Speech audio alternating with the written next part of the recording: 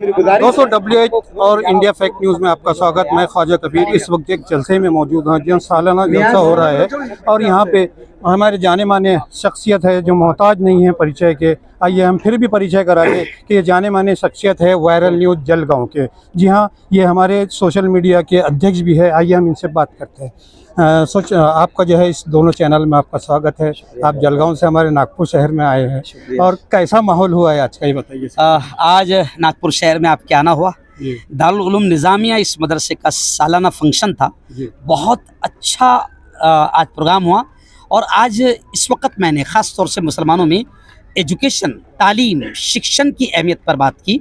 दुनियावी तालीम भी हमारे पास हो, अच्छी स्कूल, अच्छे कॉलेजेस हमारे पास हो और हमारे बच्चे बेहतरीन वकील, doctor, engineer, lawyer, UPSC, MPSC ये भी पढ़े। और साथ ही हमने मेहनत की इस बात पर कि हमारे बच्चे दीन की तालीम को, कुरान की तालीम को, मदरसों की तालीम को मामूली न समझें। तो आज मैंने कुल मिला के अपनी 1.5 घंटे की तफसीली तकरीर में एजुकेशन, शिक्षण की अहमियत पर गुफ्तगू की। मेरा दूसरा ये सवाल था कि वक्फ बोर्ड में गवर्नमेंट का दखल क्यों? वक्फ बोर्ड में गवर्नमेंट का दखल क्यों, आपका ये सवाल है। हम सिर्फ इतना ही कहेंगे कि गवर्नमेंट चोर है, गवर्नमेंट मक्कार है। इन्होंने सब बेच के खा गए। अब इनके पास में बेचने को कुछ बचा नहीं, तो अब इनको हमारी औकाफ की ज़मीनों पर इनके नापाक नजरें पड़ी। वक्फ का मालिक सिर्फ और सिर्फ अल्लाह है। वक्फ का मालिक हम भी नहीं है और ये चोर भी नहीं है। और इंशाल्लाह हमने भी तय किया है कि हम जमहूरी तरीके से, सेकुलर तरीके से इनका मुकाबला करेंगे और अल्लाह की ज़मीन का 1 इंच भी किसी के हलक में जाने नहीं देंगे इंशाअल्लाह। मेरा सवाल ये था कि नामूस रिसालत जो हम बोलते हैं, हमारे चैनल के माध्यम से हमारे दर्शकों को ये पता चले कि नामूस रिसालत होता क्या है। जहाँ तक प्यारे आका हज़रत मोहम्मद मुस्तफ़ा सल्लल्लाहु अलैहि वसल्लम के नामूस की इज्जत की बात करें तो सिर्फ शॉर्टली मैं ये कहूँगा, दर्शकों में हिंदू भाई भी है, मैं उनसे ये कहूँगा कि हमारे प्रेषित, हमारे लाडले आखिरी नबी, हमारा ईमान, हमारी मोहब्बत, हमारी रूह, हमारी शान, जान, आन बान, सब कुछ हमारे नबी।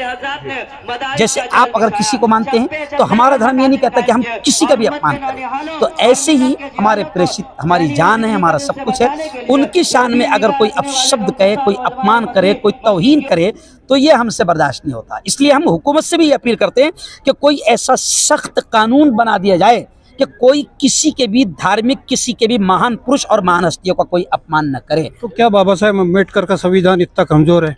बाबा साहेब अम्बेडकर का संविधान कमजोर नहीं है, वो बहुत मजबूत है। उसको लागू करने वाले कमजोर है। अगर बाबा साहेब अम्बेडकर के संविधान को अगर ताकत के साथ में, मजबूती के साथ लागू किया जाए तो ऐसे अपमान करने वाले कोई भी शैतान महफूज नहीं रहेंगे।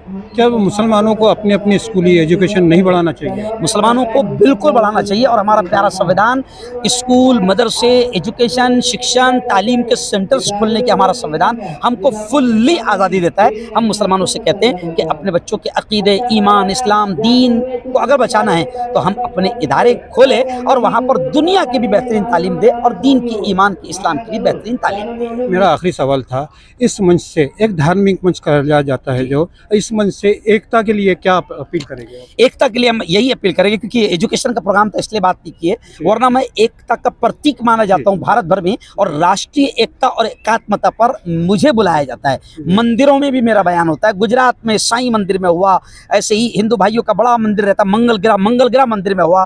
मैं साधु संतों के साथ बैठता हूँ। हम ये कहते हैं कि ये देश, हमारे कायद मौलाना अरशद मदनी कहते हैं कि ये देश एकता, अमन, शांति के साथ ही विकास कर सकता है, चल सकता है, आगे बढ़ सकता है। हम हिंदुओं से भी कहते हैं, मुसलमानों से भी कहते हैं। एक शेर में ये पैगाम मैं दूंगा कि मैं हिंदू मुसलमान सबसे कहता हूँ कि दुनिया में अमन प्यार के किस्से लिखेगा कौन, और आपस में कट मरेंगे तो आखिर बचेगा कौन। और मैं हिंदू भाइयों से कहता हूँ कि होंगे ना तुम तो लाएंगे तुमसा कहाँ से हम, और होंगे ना हम तो आपको भाई कहेगा कौन। तो इसलिए हिंदू मुसलमान की एकता ये ज़रूरी है। और कुछ शैतान हैं जो सिर्फ सत्ता और कुर्सी की खातिर धर्म की नापाक मंदिर और मस्जिद की राजनीति कर रहे हैं। मैं हिंदू मुसलमान तमाम भारतीयों से कहूँगा कि धर्म के नाम पर लड़ाने वाले कमीनों की गंदी नीच किस्म की राजनीति को समझो और अपने देश को टूटने मत दो। जिहाद के बारे में क्या बताइए? जिहाद एक बहुत प्यारा अमल है। जिहाद के माने होते हैं बुराइयों को ख़त्म करने की मेहनत करना। जिहाद शब्द को गलत अंदाज में पेश किया गया। आप पत्रकार है, आप अगर लोगों पर अत्याचार जुल्म हो रहा है, नाइंसाफी हो रही है, लोगों की समस्याओं को हल नहीं किया जा रहा है, आप अगर उन समस्याओं के लिए दबंग तरीके से आवाज उठाते हैं तो आप भी जिहाद कर रहे हैं। मोदी जी खुद, अगर मोदी जी कहते हैं कि हम भुखमरी को खत्म करने के लिए कोशिश कर रहे हैं तो मोदी जी भी जिहाद कर रहे हैं। समझ रहे हैं आप? मोदी जी कहते हैं कि हम बेरोजगारी को खत्म करने की कोशिश कर रहे हैं तो मोदी जी भी जिहादी है, जिहाद कर रहे हैं। ठीक है, बहुत शुक्रिया। तो ये मेरे साथ में थे मुफ्ती साहब, जो वायरल न्यूज़ के जो है एडिटर है, मालक है, चालक है, और इन्होंने कहा है कि ये जो एकता है, एकता की मिसाल होना चाहिए। ज़्यादातर वो एकता ही पे दिया जाता है, लेकिन ये धार्मिक सम्मेलन था, यानी इज्तिमा टाइप में था, तो इसमें उन्होंने सिर्फ सम्मेलन था और इसके एजुकेशन जो है सम्मेलन था, इसके ऊपर ही इन्होंने बात की है, नहीं तो हमेशा एकता पे ही बात करते हैं। WH न्यूज़ और इंडिया फैक्ट के लिए ख्वाजा कबीर, नागपुर।